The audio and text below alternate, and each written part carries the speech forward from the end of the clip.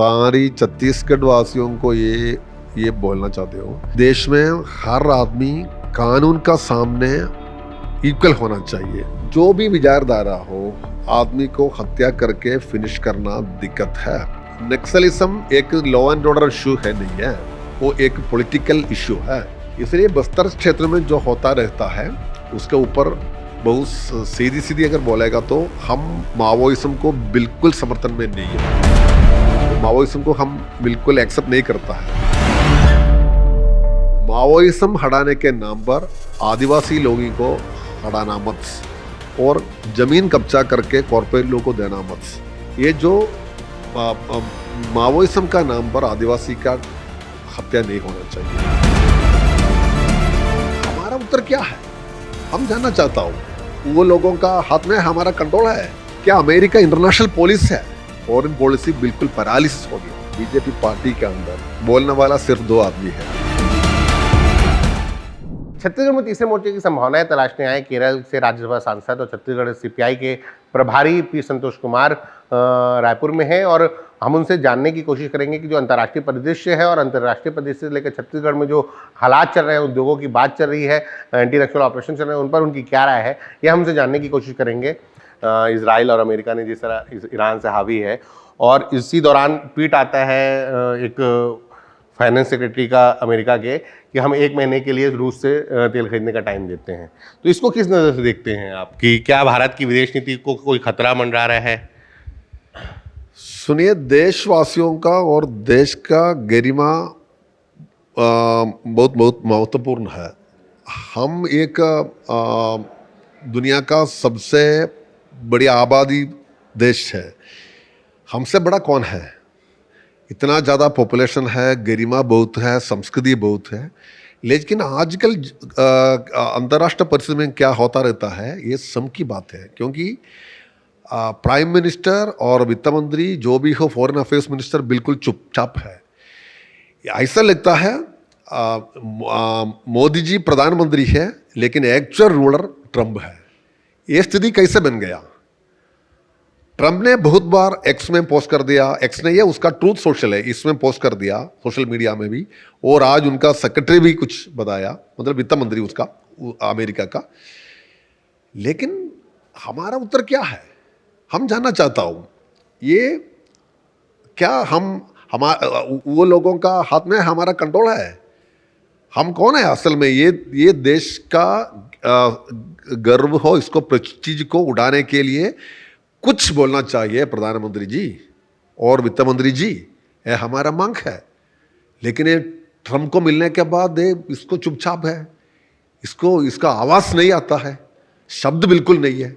नेहरू को विरोधी बोलने के लिए बहुत शब्द है और कम्युनिस्ट लोगों को विरोधी बोलने के लिए शब्द ज़्यादा है। लेकिन अगर ट्रंप के मामला ट्रंप का सामने आएगा तो बिल्कुल शब्द नहीं है। ये क्या हो गया? ये बहुत कड़ी निंदा करता हूँ हम लोग ने। ये गवर्नमेंट समय होना चाहिए। हमारा फॉरेन पॉलिसी बिल्कुल पैरालिसिस हो गया।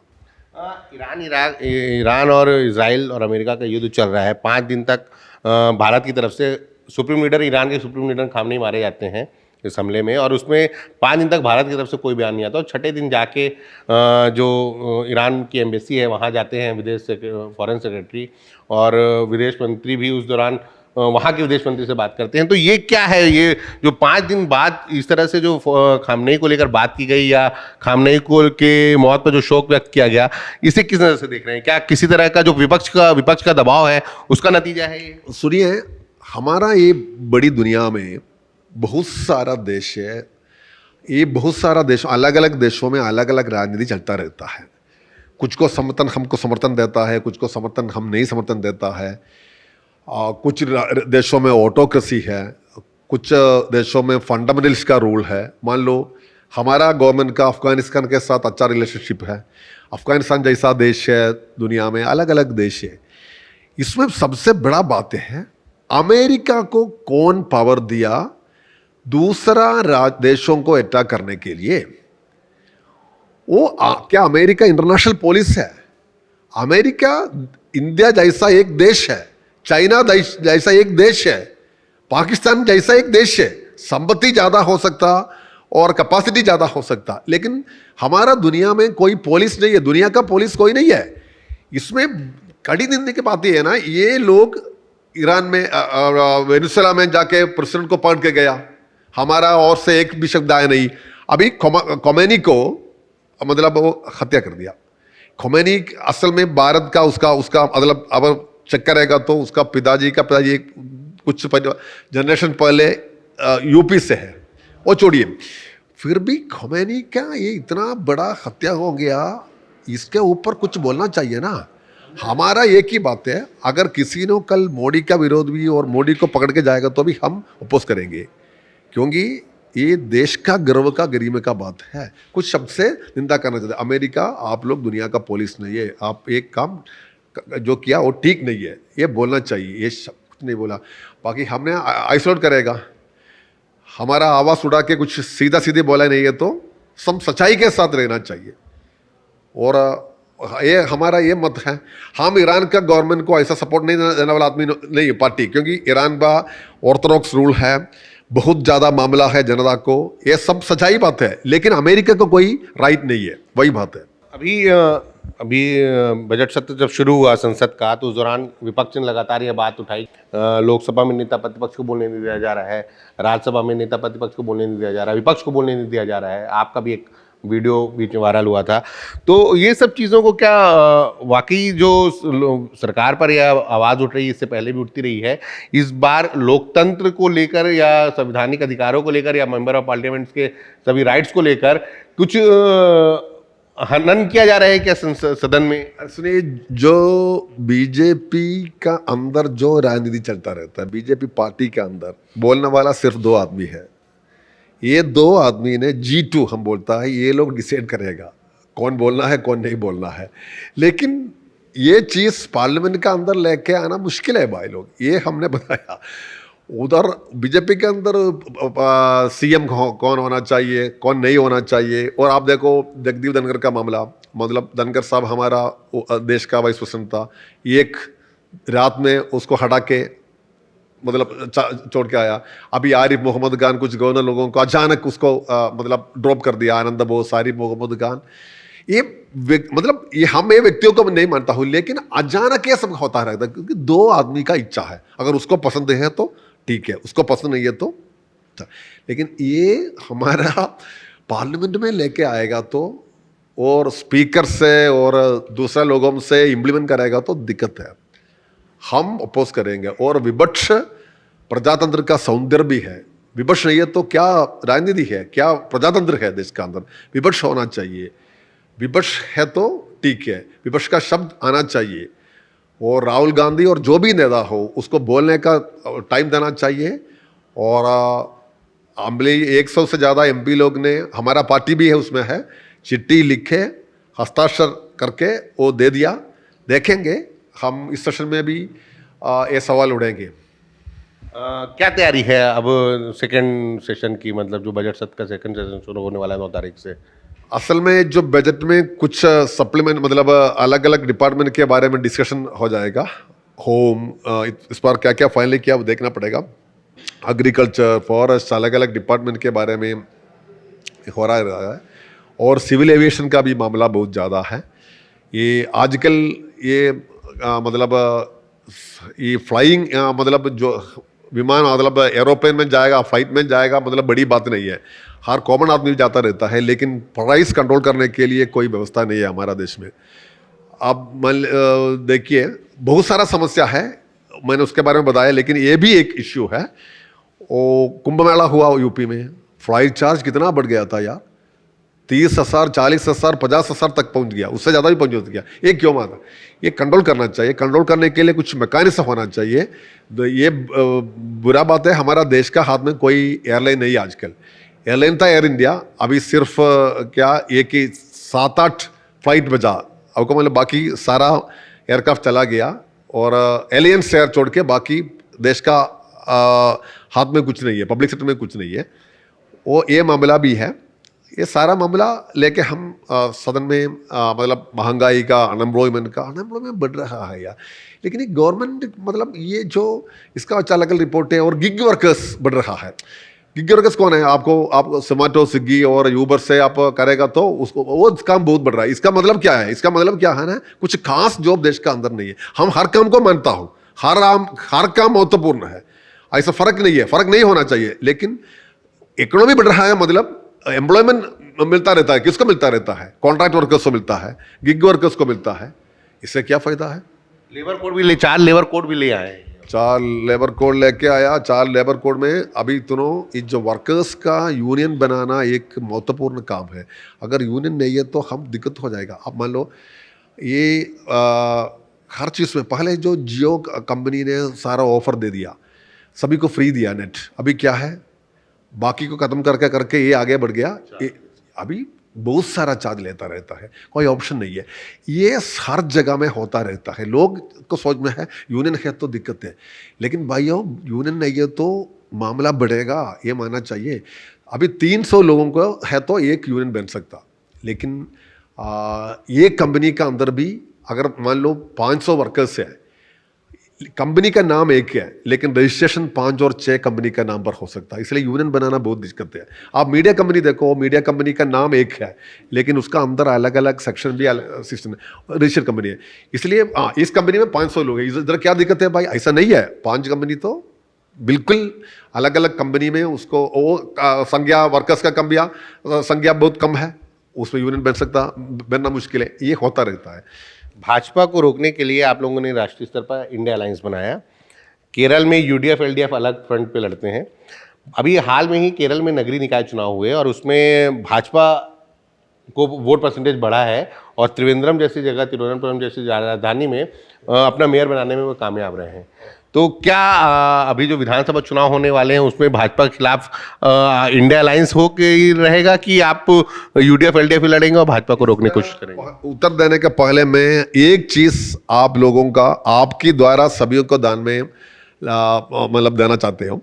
यह है, आप तिरुवनंतपुरम का बारे में बताया, सही है, लेकिन आपका बगल में मतलब तेलंगाना में कम्युनिस्ट पार्टी ने, सीपीआई ने, भारतीय कम्युनिस्ट पार्टी ने एक कॉरपोरेशन जीत गया, उसका नाम है कोतगुडम। ये भी ध्यान में रखना चाहिए। अभी त्रिवेंद्रम के बारे में बोलेगा तो नहीं, ये विधानसभा चुनाव केरल में होने नहीं ठीक है, लेकिन हर जगह में ये त्रिवेंद्रम की बात मैंने बहुत बार सुना।